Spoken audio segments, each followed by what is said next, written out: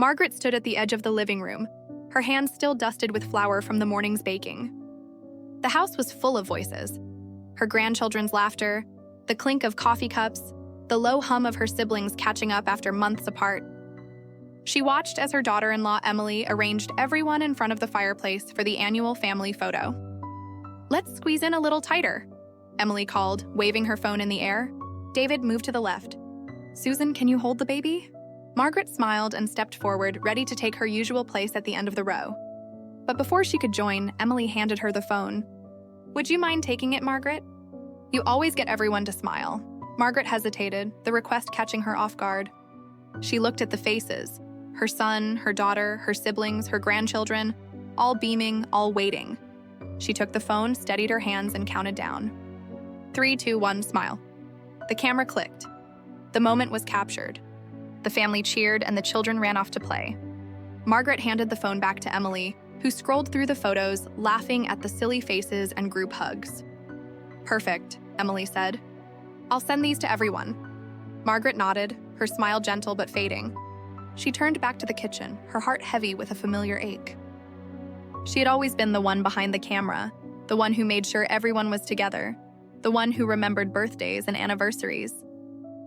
But today, as she wiped the counter and listened to the laughter in the next room, she felt more like a ghost than a grandmother. Later, as the family gathered around the table for lunch, Margaret moved quietly, refilling glasses and passing dishes. She listened to the stories, the jokes, the memories being shared. She laughed in all the right places, but her mind kept drifting back to the photo, the one she wasn't in. After dessert, her daughter Rachel pulled out her phone. "Look, Mom, Emily already posted the family photo. Isn't it great?" Margaret leaned in. There they were, her whole family, arms around each other, smiles wide. She searched the image for herself out of habit before remembering she had been the one holding the camera. She nodded. "It's lovely, dear," Rachel scrolled through the comments. "Everyone's saying how happy we look. Aunt Susan's friends are jealous of our big family." Margaret smiled, but her chest tightened. She wondered if anyone would notice she was missing. She wondered if anyone would care. That evening, after everyone had left, Margaret sat alone in the quiet house. She scrolled through her phone, looking at the photo again. She zoomed in on her grandchildren's faces, her son's arm around his wife, her siblings' laughter frozen in time. She was proud of them, proud of the family she had helped build. But as she looked at the empty space where she should have been, she felt a wave of sadness she couldn't shake. She opened her journal, the one she kept hidden in her nightstand. She wrote, "Today I took the family photo. Today I was not in it. Today I felt invisible." She closed the journal and set it aside. She walked through the house, turning off lights, locking doors, tidying up the last crumbs from the table. She paused in the hallway, looking at the old family photos on the wall. Her wedding day, her children as babies, her parents smiling in black and white. In every picture, she was there, holding someone, laughing, living. She touched the frame of her favorite photo, a summer picnic, everyone together, her arms around her children. She remembered the warmth of that day, the sun on her face, the feeling of belonging. Margaret stood in the hallway for a long time, listening to the silence. She wondered when she had become the one behind the camera instead of in the picture. She wondered if it was her fault, if she had made herself too useful, too reliable, too easy to overlook. She went to bed with the ache still in her chest. She lay awake, listening to the rain tapping against the window, thinking of all the moments she had captured for others, all the memories she had made possible. She wondered if anyone would remember her when she was gone, or if she would always be the one holding the camera, just out of frame. As she drifted off to sleep, Margaret made a quiet promise to herself. She would find a way to be seen again, not just in photos, but in the hearts of the people she loved. Margaret stood at the kitchen sink, her hands submerged in warm, soapy water. The house was quiet now, the echoes of family laughter replaced by the gentle drip of the faucet and the distant hum of the refrigerator. She watched a bluebird hop along the fence outside the window, its feathers bright against the gray morning. She wondered if it ever felt alone, or if the sky was enough company. She dried her hands and wandered through the house, picking up stray toys and folding a forgotten sweater. She paused in the living room, where the family photo still glowed on the television screen. Emily had set it as the screensaver. Margaret stared at the image, her eyes tracing each face, each smile, each arm wrapped around another. She tried to imagine herself in the picture, but the space she would have filled was already taken by someone else. She made herself a cup of tea and sat at the kitchen table, the steam curling in the cool air. She opened her phone and scrolled through the group chat. The family was already planning the next gathering: Rachel's birthday, a barbecue at David's house, a weekend at the lake. Margaret typed a message, her fingers hovering over the keyboard. "Let me know if you need help with the cake," she wrote, then deleted it. She tried again. "I can bring my famous potato salad." Delete. She set the phone down, her heart heavy. She opened her journal and wrote, "I am the one who remembers everyone's favorite cake. I am the one who brings the extra chairs. I am the one who makes sure everyone is together. But today, I am the one who is left out." She closed the journal and stared at the blank wall across from her. She wondered if anyone would notice if she stopped offering, stopped organizing, stopped being the glue that held everyone together. She wondered if the family would still gather, or if the threads would unravel without her quiet hands weaving them back together. The days passed in a gentle routine. Margaret went to the market, greeting the cashier with a smile. She stopped by the library, returning a stack of novels and picking up a new one. She walked through the park, watching the leaves turn gold and red, listening to the crunch beneath her feet. She volunteered at the community center, helping with the after-school program, reading stories to children who clung to her every word. At home, she filled her time with small comforts, baking bread, tending her garden, calling old friends. She listened to the radio in the evenings, the soft music filling the empty rooms. She tried to find joy in solitude, but the ache of invisibility lingered. One afternoon, Margaret received a call from her sister, Susan. "We're putting together a photo album for Mom's birthday," Susan said. "Can you send me some of the old pictures?" "You always have the best ones," Margaret agreed, her voice steady. She spent the evening sorting through boxes of photos, her fingers brushing over faded images. Her parents on their wedding day, her children as toddlers, family vacations at the beach. In every photo, Margaret was there, smiling, holding someone close, her presence woven into the fabric of each memory. She selected a few favorites and sent them to Susan. She wondered if anyone would notice that the most recent photos, the ones from the last few years, rarely included her. She wondered if anyone would care. That night, Margaret sat on the porch, wrapped in a shawl, watching the stars appear one by one. She sipped her tea and listened to the distant sound of a train passing through town. She thought about the family photo, about the way she had been left out, about the way she had let herself become invisible. She opened her journal and wrote, "I am tired of being the one behind the camera. I am tired of being the one who remembers, the one who organizes, the one who is always there but never seen. I want to be in the picture. I want to be part of the story." She closed the journal and looked up at the sky. The stars shining bright and clear, she made a quiet promise to herself.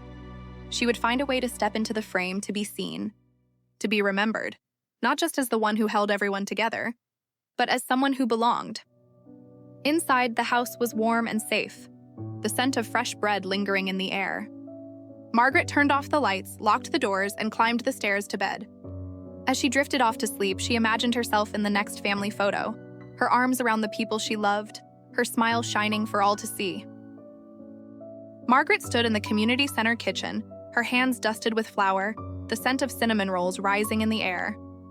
The after-school kids crowded around the counter, eyes wide, waiting for her to finish the story she'd started while kneading the dough. "And then," Margaret said, lowering her voice, "the little fox found her way home, not because she followed the path, but because she listened to her heart." The children clapped and Margaret smiled, feeling a warmth she hadn't felt in weeks. After the children left, Margaret lingered in the quiet kitchen, wiping down the counters and humming to herself. She glanced at the clock. It was nearly 5. She knew her family would be texting about dinner plans, but her phone was silent. She walked home through the crisp autumn air, her bag heavy with leftover rolls. She passed the park, where a group of women from her book club waved her over. "Margaret, are you coming to the meeting next week?" one called. "I wouldn't miss it," Margaret replied, her smile genuine. She realized she was looking forward to it, an evening of laughter, stories, and being seen. At home, Margaret set the rolls on the counter and poured herself a cup of tea. She sat at the kitchen table, the late afternoon sun painting golden stripes across the floor. She opened her journal and wrote, "Today I felt needed. Today, I felt seen. Maybe it's time to stop waiting for my family to notice me. Maybe it's time to notice myself." She closed the journal and looked around the kitchen. The house was quiet, but it didn't feel empty. It felt like hers. That evening, Margaret called her old friend Helen. "I was thinking," Margaret said, "maybe we should start a supper club. Just a few friends, good food, good stories." Helen laughed. "You always have the best ideas." "I'll bring the wine." They set a date for the following Friday. Margaret spent the week planning the menu, testing recipes, and tidying the house. She found herself humming as she worked, her heart lighter with each passing day. On Friday, Helen arrived first, carrying a bouquet of wildflowers. "This place looks wonderful, Margaret," she said, setting the flowers in a vase. Soon the house was filled with voices, old friends, new neighbors, laughter echoing through the rooms. Margaret served her cinnamon rolls, and the compliments flowed as freely as the wine.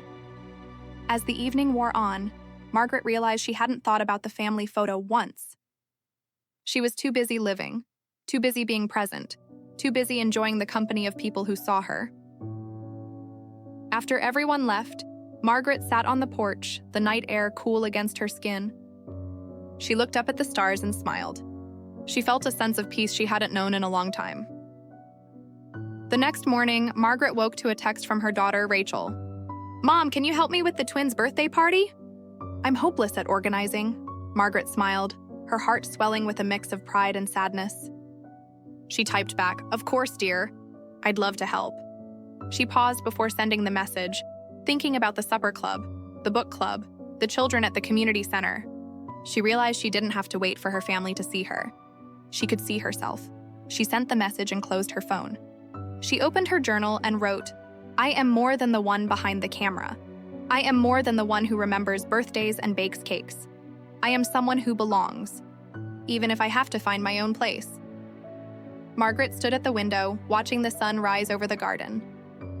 She felt a quiet strength growing inside her, a resolve to keep living, keep loving, keep being seen, even if it meant stepping out of the background and into the light. Margaret stood at the edge of the playground, her arms crossed against the autumn chill. The community center's Saturday picnic was in full swing. Children darted between tables, faces sticky with jam, while parents chatted in small clusters. Margaret watched as Helen waved her over, a plate of brownies in hand. "Margaret, you have to try these," Helen said, pressing a brownie into her palm. "Everyone's talking about your cinnamon rolls." "You're becoming a legend," Margaret laughed, the sound surprising her. She took a bite, savoring the chocolate and the warmth of friendship.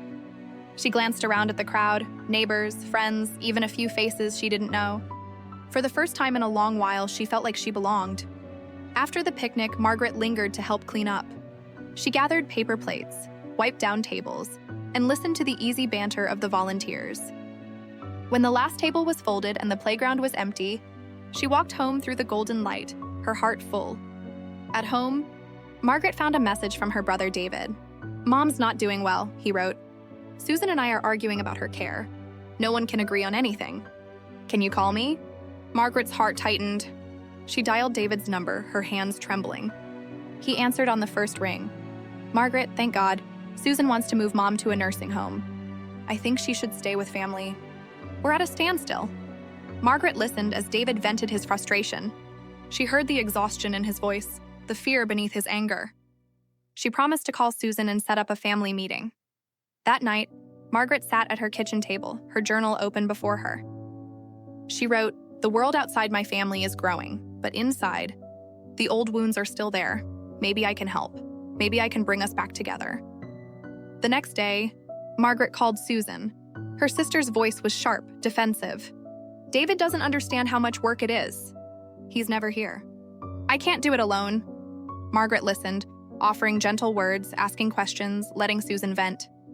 She suggested a family meeting at her house, promising to make dinner and keep things calm. On Friday, the family gathered around Margaret's table. The air was tense, the conversation stilted. Margaret served soup and bread, her hands steady even as her heart pounded. She listened as David and Susan argued, each convinced they were right. She waited until the room fell quiet, then spoke softly. "Mom needs us to work together," Margaret said. "We all want what's best for her. Let's make a plan, together." Slowly, the tension eased. They discussed options, shared responsibilities, and found common ground. By the end of the night, a plan was in place, and the siblings hugged for the first time in months. After everyone left, Margaret sat in the quiet kitchen, the scent of soup lingering in the air. She opened her journal and wrote, "Tonight, I was the one who brought us together. Not with a camera, but with a table, a meal, and a listening heart." She closed the journal and looked out the window at the moon rising over the garden. She felt a quiet pride, a sense that she was more than the one left out of the photo. She was the one who made the picture possible. But the next morning, a new message from Susan appeared. "Margaret, I'm sorry for last night. I know I've been distant. I miss how things used to be. Can we talk?" Margaret called her sister, and they met at a small cafe.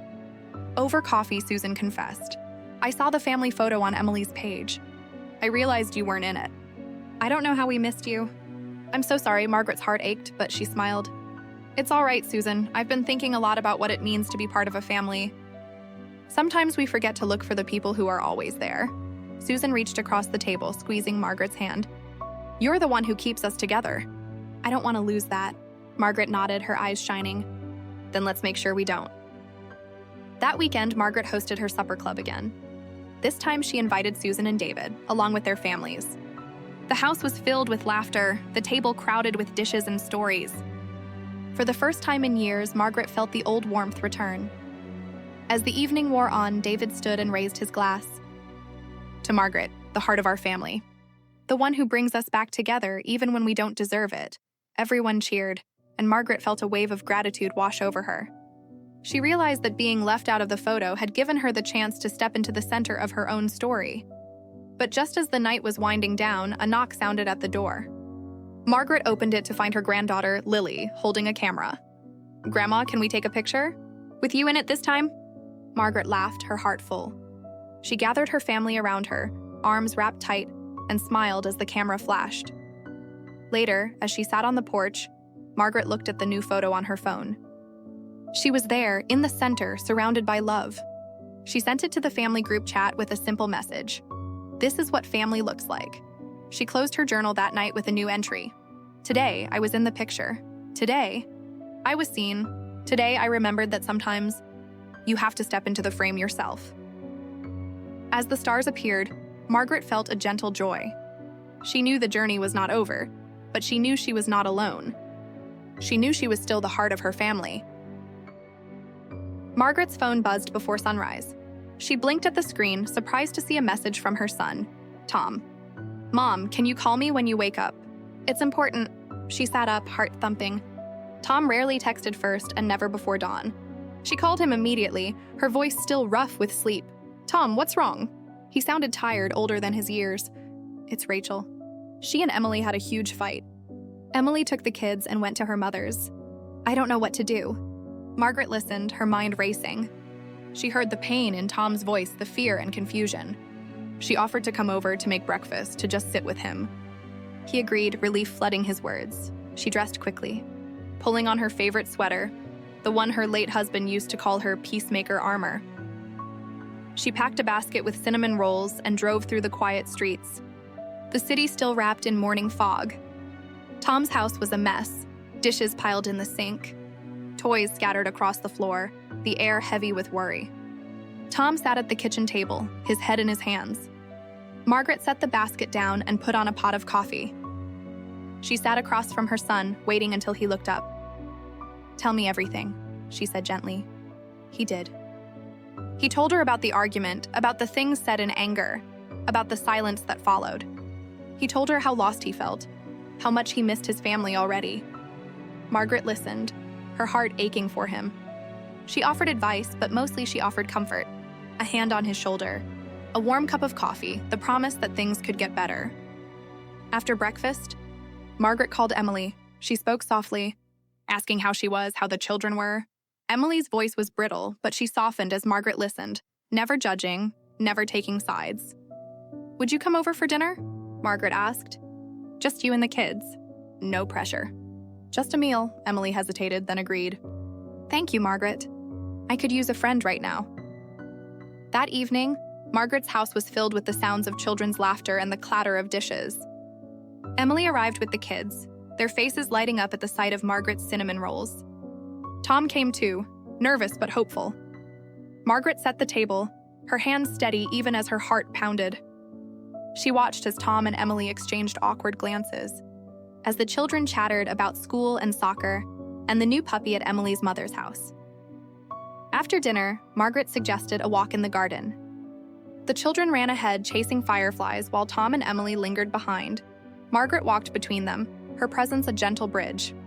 She spoke of forgiveness, of second chances, of the way families can fall apart and come back together. She reminded them of the love that had built their family, the memories they had made, the future they could still create. As the sun set, Tom and Emily sat on the porch, talking quietly. Margaret watched from the kitchen, her heart full of hope and fear. She knew she couldn't fix everything, but she could offer a place to start. The next morning, Tom called. Mom, thank you.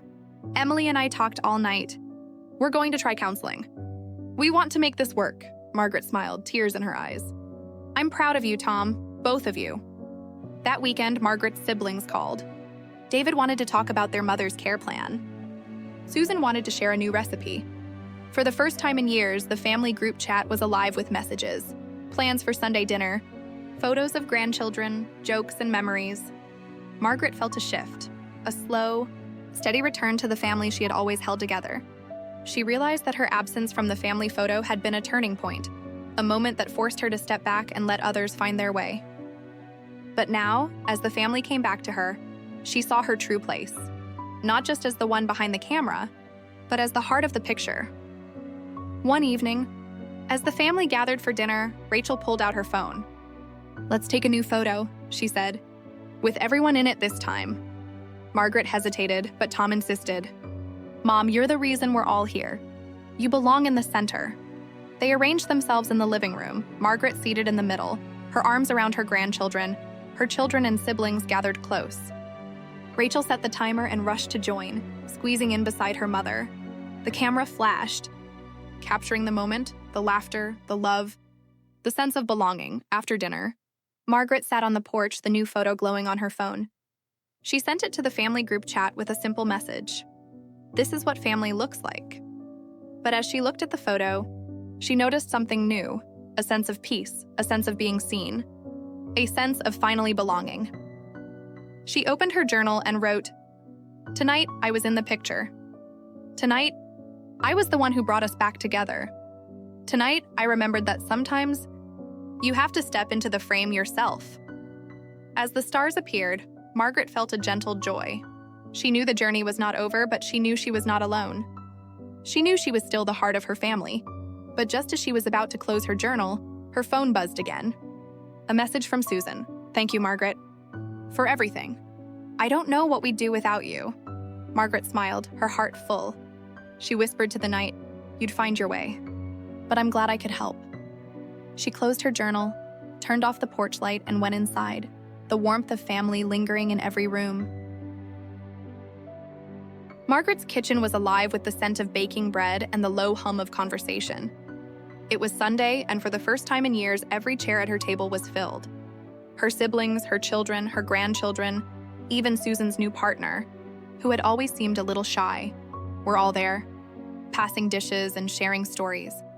Margaret moved through the room with quiet grace, refilling glasses, laughing at old jokes, and listening as her family recounted the week's small victories and setbacks. She felt a sense of satisfaction, a deep warmth that came from seeing her home alive with the people she loved. But beneath the laughter, Margaret sensed a tension, a question that hovered in the air, unspoken but present. She saw it in the way Susan glanced at her, in the way David hesitated before asking for her advice, in the way Rachel lingered after dinner, her eyes searching Margaret's face for reassurance. After dessert, as the children ran outside to play, Susan cleared her throat. Margaret, can we talk for a minute? Margaret nodded, leading her sister to the porch. The evening air was cool, the sky streaked with pink and gold. Susan sat beside her, twisting her wedding ring nervously. I've been thinking about the family photo, Susan began. About how we left you out. I'm so sorry, Margaret. I don't know how we missed you. I don't know how we let it happen. Margaret listened, her heart pounding. She had waited for this moment, hoped for it. But now that it was here, she felt a mix of relief and sadness. It's not just the photo, Susan, Margaret said softly. It's all the little things. The times I organized the holidays, the times I called to check in, the times I made sure everyone was together. I did it because I love you all. But sometimes I felt invisible. Susan's eyes filled with tears. You're not invisible, Margaret. You're the reason we're still a family. You're the one who brings us back together. Margaret reached for her sister's hand, squeezing it gently. Thank you for saying that. It means more than you know. Inside, David was helping Rachel clear the table. He glanced at Margaret through the window, his expression thoughtful. After the dishes were done, he joined her on the porch. Mom, I owe you an apology too, David said. I've taken you for granted. We all have. But after everything that's happened, the fights, the arguments, the way you brought us back together, I see now how much you do for us. I see you, Margaret smiled, her heart swelling with gratitude. That's all I ever wanted, David, just to be seen. As the evening wore on, the family gathered in the living room. Rachel pulled out her phone. Let's take a new family photo, she said, with everyone in it this time. They arranged themselves on the couch, Margaret in the center, her arms around her grandchildren, her children and siblings gathered close. Rachel set the timer and rushed to join, squeezing in beside her mother. The camera flashed, capturing the moment, the laughter, the love, the sense of belonging. After the photo, Susan stood and raised a glass. To Margaret, the heart of our family, the one who brings us back together, even when we don't deserve it. Everyone cheered, and Margaret felt a wave of joy wash over her. She realized that being left out of the photo had been a turning point, a moment that forced her to step back and let others find their way. But now, as the family came back to her, she saw her true place, not just as the one behind the camera, but as the heart of the picture. But the night wasn't over. As the family lingered, sharing stories and memories, Rachel pulled Margaret aside. Mom, I want to do something special for you, Rachel said. I want to make a photo album, one with you in every picture. Will you help me? Margaret laughed, her eyes shining. I'd love that, Rachel. Let's start tomorrow. The next day, Margaret and Rachel spent hours sorting through old photos, laughing at the hairstyles and outfits, reminiscing about family vacations and holidays. They chose the best pictures, arranging them in a new album, one that told the story of their family, with Margaret at the center. As they worked, Rachel paused, holding up a photo of Margaret as a young mother, her arms around her children. You've always been the glue, Mom, Rachel said. I don't know what we'd do without you. Margaret smiled, her heart full. You'd find your way, but I'm glad I could help. That evening, the family gathered again, this time for a small celebration. Rachel presented the photo album to Margaret, her voice trembling with emotion. Mom, this is for you. For all the times you were behind the camera, for all the times you held us together, for all the times you made us a family. Margaret opened the album, her eyes filling with tears. She saw herself in every photo, laughing, hugging, living. She saw the love she had given, reflected back at her. She stood holding the album close. Thank you, all of you, for seeing me, for loving me, for letting me be part of the picture. The family cheered, and Margaret felt a sense of justice, a sense that she had finally been recognized, finally been seen. Later, as the house grew quiet and the family drifted off to bed, Margaret sat on the porch, the photo album in her lap. She opened her journal and wrote, Tonight, I was in the picture. Tonight, I was the one who brought us back together. Tonight, I remembered that sometimes you have to step into the frame yourself. She closed the journal, looked up at the stars and whispered, Thank you. Thank you for giving me the courage to hold on. As the night deepened, Margaret felt a gentle joy. She knew the journey was not over, but she knew she was not alone. She knew she was still the heart of her family. Margaret woke to the sound of birdsong and sunlight streaming through her window. The house was quiet, but it was not empty. She could hear the soft footsteps of her grandchildren in the hallway, the low murmur of her children making coffee in the kitchen, the gentle laughter of her siblings as they reminisced over old stories. She lay in bed for a moment, savoring the warmth of belonging. She thought about the journey that had brought her here, the ache of being left out, the silence that followed, the slow work of rebuilding her place in the family. She thought about the new photo album on her nightstand, each page a testament to the love she had given and received. Downstairs, the kitchen was alive with the scent of cinnamon rolls and fresh coffee. Rachel was at the stove, flipping pancakes while Tom set the table. Susan poured orange juice, her laughter filling the room. "Good morning, Mom," Rachel called as Margaret entered. "We saved you the best seat." Margaret smiled, taking her place at the head of the table. She looked around at her family, her children, her siblings, her grandchildren, and felt a wave of gratitude wash over her. After breakfast, the family gathered in the living room. The new photo album sat on the coffee table, its pages open to a picture of Margaret in the center, her arms around her grandchildren, her smile radiant. Rachel picked up the album, flipping through the pages. "Mom, I think we should make this a tradition. A new family photo every year, with you in the middle." The family cheered, and Margaret laughed, her heart full. She realized that the pain of being left out had given her the strength to step into the frame, to claim her place, to be seen. Later that day, the family went for a walk in the park. The children ran ahead, chasing butterflies, while the adults strolled behind, sharing stories and memories. Margaret walked with Susan, their arms linked. "I'm sorry for all the times I took you for granted," Susan said softly. "For all the times I let you be the one behind the camera." Margaret squeezed her sister's hand. "We all make mistakes, Susan. What matters is that we find our way back to each other." As they walked, Margaret felt a sense of peace settle over her. She knew that forgiveness was not about forgetting the past, but about choosing to move forward with love.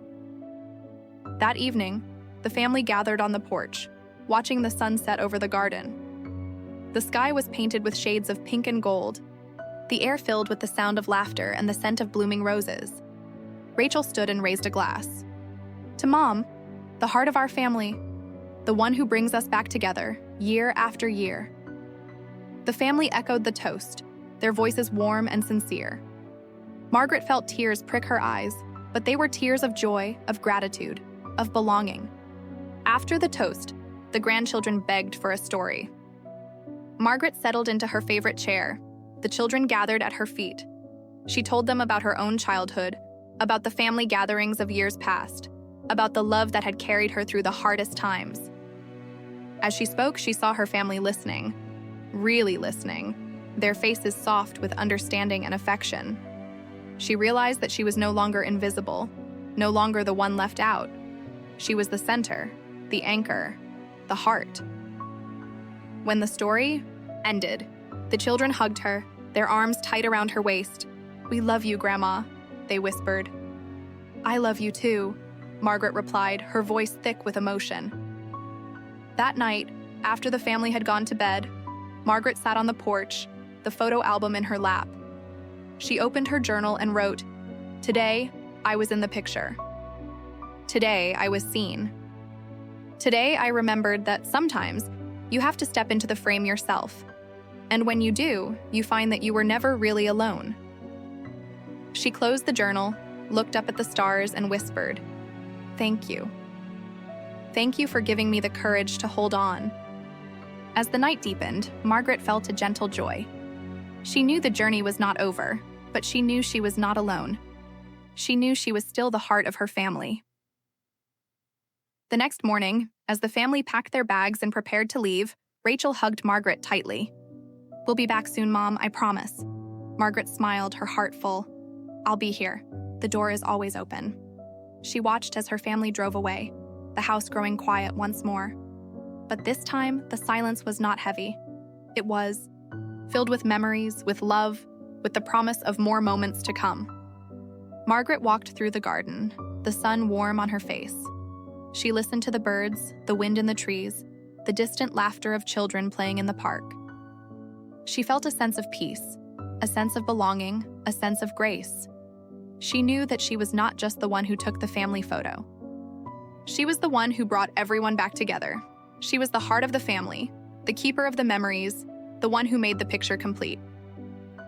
If this story touched your heart, follow and subscribe to Kindred Echo, where every heartbreak finds its voice and every lesson blooms again.